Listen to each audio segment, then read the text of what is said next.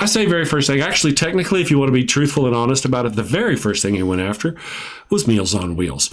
But you know what I mean. I mean, while he was in president, he put into a chain of events that would lead to women losing Roe versus Wade.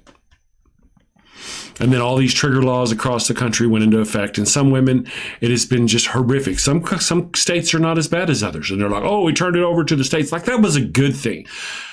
That was just ridiculous. That's not a good argument. Look at the states that made it back to where it was just, I mean, now you have medical professionals, not just women, but medical professionals who are at risk. So they also have these other notions like helping transgendered people. That's where they really start getting tricky.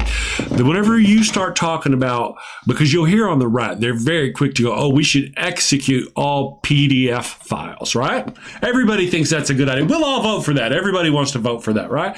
Everybody's those deviant PDF files.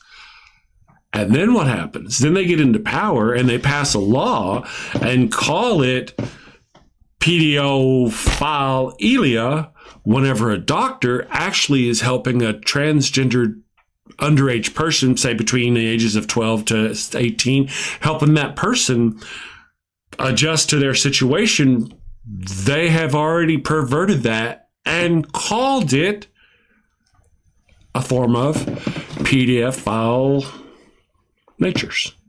Right? You know what I'm saying, right?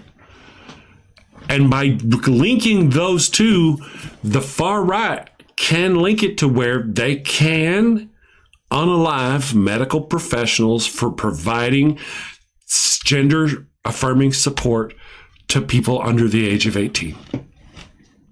I know it's a stretch. It seems like a stretch. But look where we are and look who they're putting in place. Do you remember a couple of years ago when Marjorie Taylor Greene came out? She was trying to pass this law to make it to where if someone coming across the southern border, only the southern border, was caught with any amount of fentanyl, they were automatically unalived. What kind of people do that? That's only Sith deal in absolutes.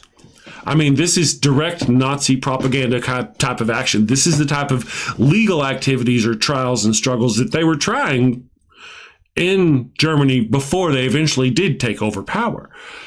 And look at their mindset and what they were. Why the southern border? Because they're brown people. So if they would do that for fentanyl, we've already talked about, and you've already heard about how the far right-wing Christians talk about how gender-affirming care is a form of perversion. They've linked it. If you talk to a child, I saw it. Was it Candace Owens? She said, if you're talking to anybody between the ages, I think she was saying like 5 and 15 or 5 and 12 or somewhere. I don't remember. Old weed brain. But anywhere in those areas, if you are talking to them, then if they are curious about that sort of thing, it's because you've done something wrong to influence them or somehow deviate them. You know what I mean? Kids have questions about their gender and all kinds of things at all manner of different ages, but the notion to trying to help